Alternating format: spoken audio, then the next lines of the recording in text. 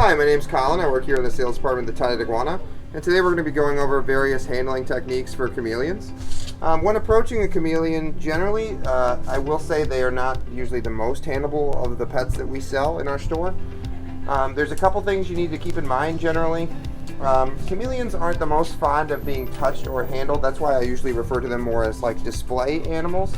But inevitably when we do cage maintenance or when we need to check the health of an animal, we obviously have to handle them.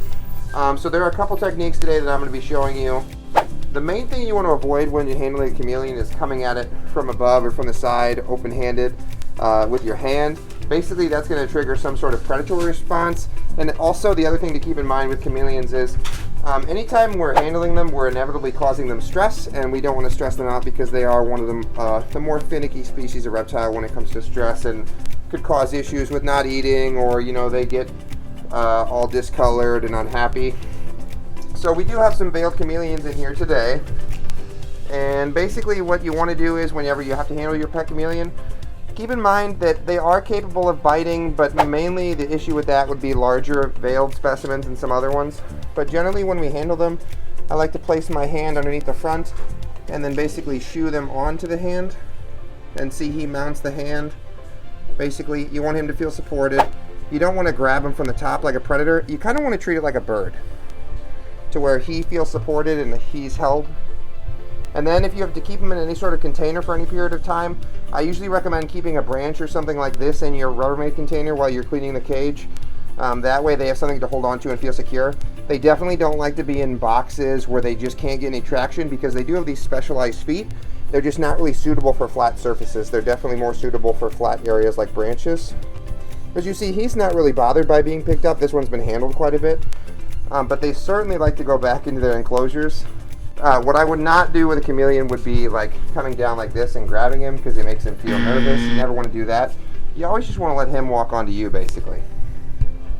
As you see, he'll take a grip, and then if I give him reassurance from the back, and he climbs on, perfect. And then you just kind of want to be the branch for him. Alright, so now we're going to try out the technique with our Jackson's chameleons.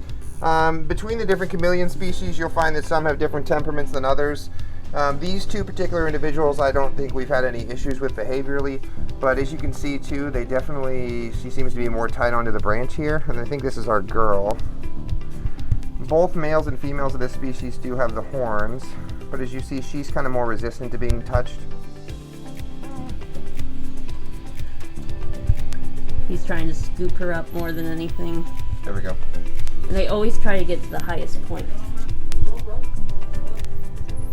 She's pretty tolerant now that we're out and about, but she doesn't definitely she blends like in with to be held. She blends in with your shirt. I just like to support him with my hands. You never want to squeeze him or grab him.